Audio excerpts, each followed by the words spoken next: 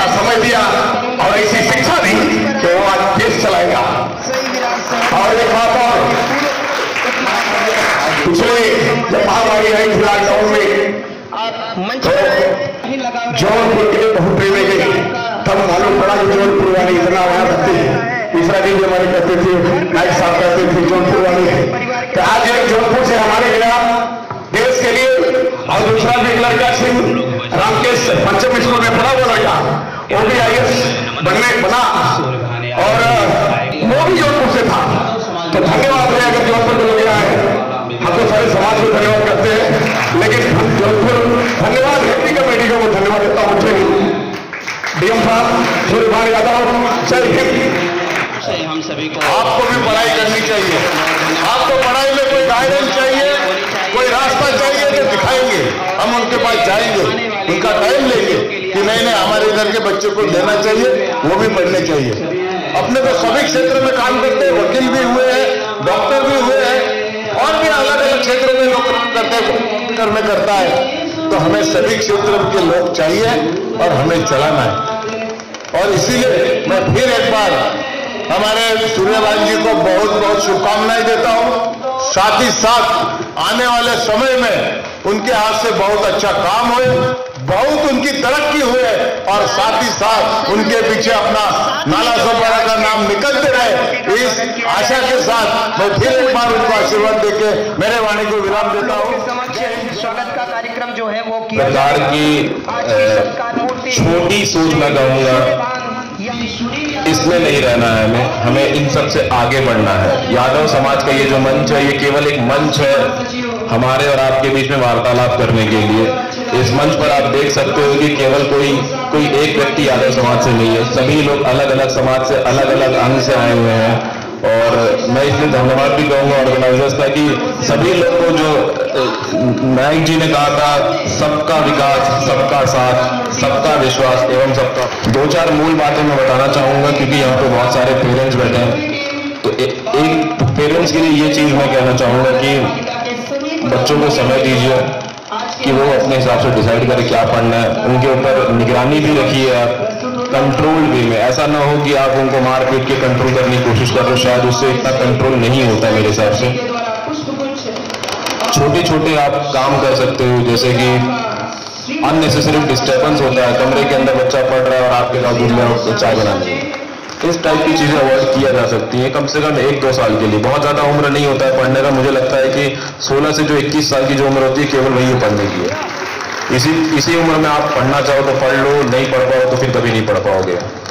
एक बहुत ही अच्छा एग्जाम्पल है, 4 वर्सेस 40 हम कहते थे, 4 बनाम 40। अगर 4 साल मेहनत किए तो अगले 40 साल आराम करोगे, और 4 साल मेहनत नहीं किए, जो 16 से 20-21 की मैं बात कर रहा था, फिर 40 साल दिहाड़ी मजदूरी करनी होगी आपको।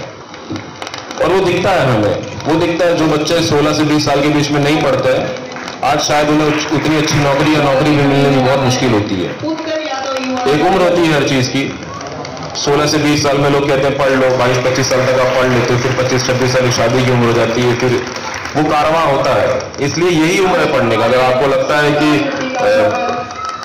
25 साल तक मैं पढ़ता रह सकता हूं, तो फिर वो पॉसिबल नहीं है।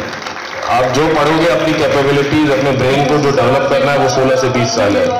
और इसलिए बहुत जगह कहा जाता है कैच देम यंग, मतलब कि बहुत ही यंग स्टेज में ही पकड़ लीजिए जो भी आपको करना है, जो भी आपके मन में दृढ़ संकल्प है, या किसी को ज्ञान चाहिए किसी भी क्षेत्र के बारे में, वो सब मैं दे सकता हूँ आपको।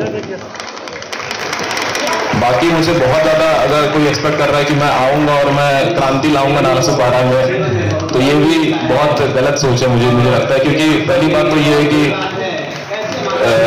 प्रॉपर ज्यादा ये नहीं होता है कि आपको बहुत ज्यादा पावर दे दी जाती है कि हाँ आप फ्री फंड में पूरे पैसे यूज कर लीजिए। नहीं, ऐसा नहीं होता है। लिमिटेड पैसे होते हैं, लिमिटेड चीजें होती है, लिमिटेड काम होता है, काम के दायरे होते हैं। आपसे ऊपर लोगों ने काम किया है, उनको भी पता है कैसे काम करना है। आपसे आने वाले भी लोग हैं, उन्हें भी उस हिसाब से काम करना है।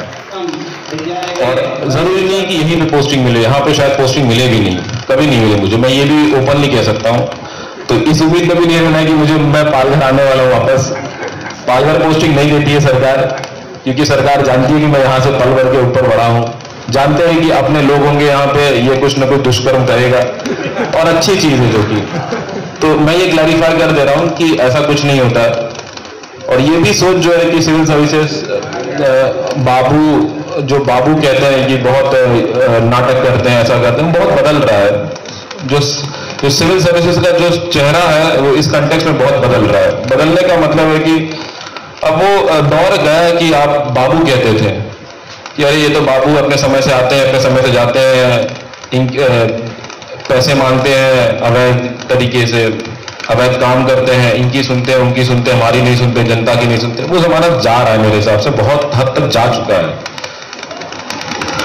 बस ये कुछ साल और है जहां पे आपको स्पष्ट रूप से ये और अच्छी तरह से दिखाई देने लगेगा कि सिविल सर्विसेज जो है एक दायरा है जो सरकार के बीच में और आपके बीच में एक लिंक बनाना चाहता है। हम ऐसे नहीं, हमारे पास इतना पावर नहीं, ये नहीं है कि हम चाहे तो कुछ भी नीति बना लें। नीति ऊपर से बन के आती है, हमें इंप्लीमेंट करना होता है।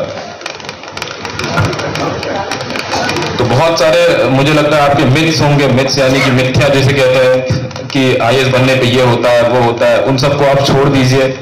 मुझे अपनी तरह एक आम नागरिक समझिएगा और अपने में से ये समझिएगा, क्योंकि तभी आप मुझे अपने आप से जोड़ पाओगे। अगर आप समझ रहे हो कि मैं बहुत बड़ा नागरिक बन गया हूं, मैं बहुत बड़ा आईएएस अधिकारी बन गया हूं, तो ऐसा नहीं है और कभी नहीं होगा। वो आप में से ही कोई भी कभी भी बन सकता है और आप में से जब जो बन के जाएगा उसे उस पदवी की रियलाइजेशन होगी। क्योंकि मैं ऑलरेडी एक 1.5 साल से मैं सर्विस में हूं। इस समय मैं भारतीय राजस्व सेवा में इस समय कार्यरत हूं और मुझे समझ में आता है कि मुझे क्या कहना चाहिए, क्या नहीं कहना चाहिए।